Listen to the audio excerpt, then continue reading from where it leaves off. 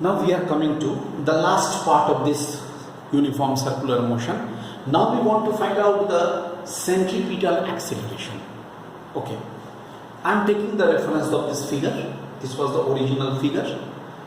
For that, at P v1 vector, at Q v2 vector, ये दोनों point कितने समय के बाद आ रहा है? डेल्टा t समय के बाद आ रहा है. ठीक है, v1 वेक्टर और v2 वेक्टर को दोनों वेक्टर्स को अगर हम कंसीडर करें तो जैसा कि तुम जानते हो v1 वेक्टर का मैग्नीट्यूड v2 वेक्टर के मैग्नीट्यूड के बराबर होगा, because speed is the same, velocities are different. तो मैंने क्या किया, v1 वेक्टर को ऊपर बढ़ाया, v2 वेक्टर को पीछे बढ़ाया, o डैश पर मीट किया. अगर ये p से p डैश तक जाता है, ये q से q डैश तक जाता है, v1 वेक्टर v2 वेक्टर दोनों का मैग्नीट्यूड सेम है, तो मैं क्या करता हूँ, इसको सेंटर मान के इसको रेडियस बना करके एक आर्क ड्रॉ किया, एकदम इसके जैसा. Similar conditions as previous. मैंने एक आर्क ड्रॉ किया, फिर क्या होगा, P से Q, ये क्या हुआ, change in the velocity, delta V vector. Delta V vector किधर एक्ट करेगा, डेल्टा V वेक्टर किधर एक्ट करेगा, from P dash to Q dash act करेगा. ठीक है, तुम देख सकते हो ये कंडीशन और ये कंडीशन एकदम सिमिलर है. यहां पर भी मैं कहूंगा डेल्टा थीटा, अगर ये एंगल डेल्टा थीटा है तो इस पर परपेंडिकुलर और इस पर परपेंडिकुलर दोनों के बीच का एंगल भी डेल्टा थीटा होगा मैथमेटिकली. इसका मतलब हुआ हम लोग यहाँ पर क्या लिखेंगे, delta theta is equal to R two P dash Q dash by V, जैसा हम पिछले वाले में लिखे थे वैसा है.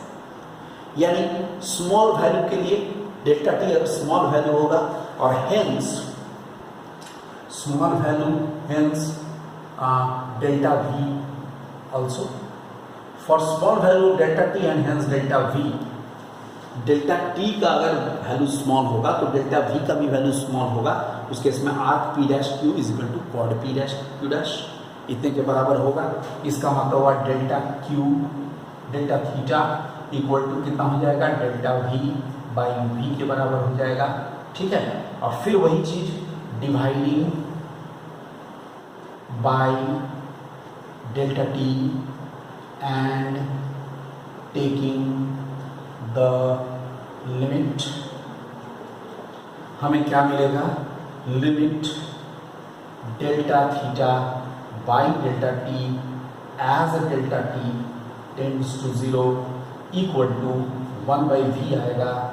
फिर लिमिट होगा delta V by delta T as delta T tends to 0.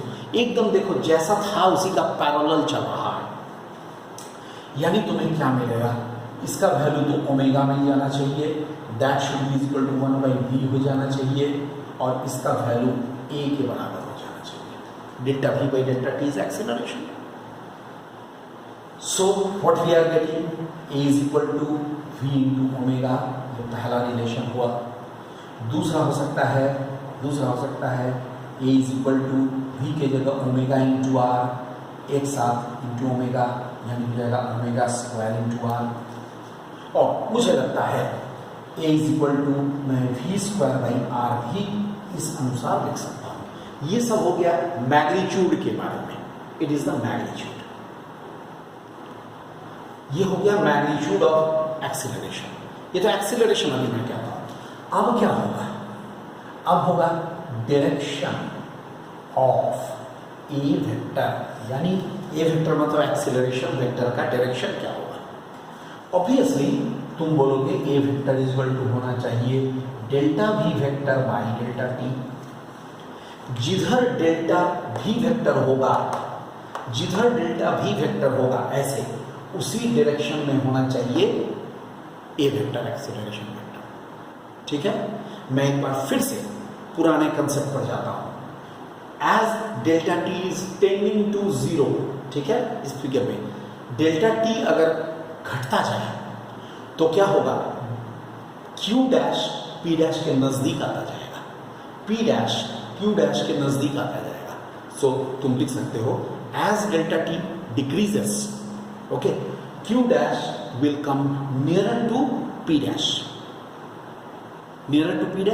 and delta v vector will shift towards its right, and delta v vector will shift towards its right.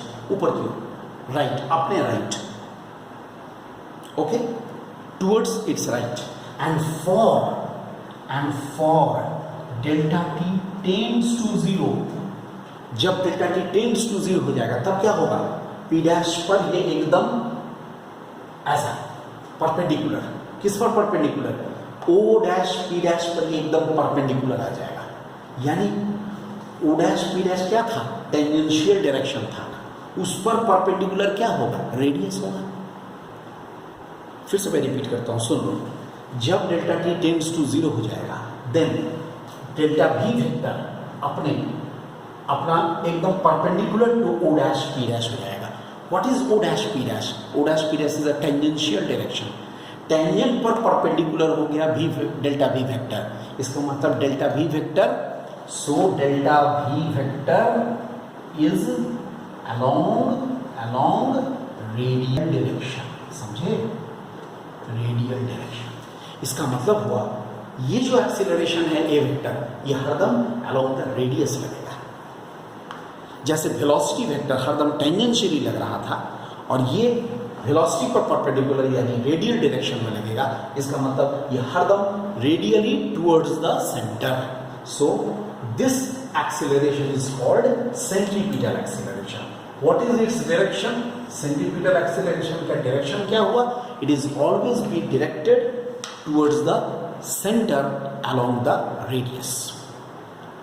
Direction of centripetal acceleration, you can write, direction of centripetal acceleration is always along the center, along the radius towards the center, along the radius towards the center. So direction of this acceleration is always along the radius towards the center, and hence it is called centripetal acceleration. इसीलिए इसको क्या कहते हैं, centripetal acceleration कहते हैं। ये एक बहुत ही इंपॉर्टेंट डेरिवेशन हो गया सेंट्रीपिटल एक्सीलरेशन के बारे में। Now we are only left with one more topic, relative velocity. अब मैं क्या करूँगा लास्ट में, अब एंड में नेक्स्ट क्लास पे मैं करूँगा relative velocity in one dimension as well as in two dimension, एक साथ करेंगे, आसान होगा। And in the meantime I will try to upload some questions of vectors, projectiles etcetera. Okay, thank you so much.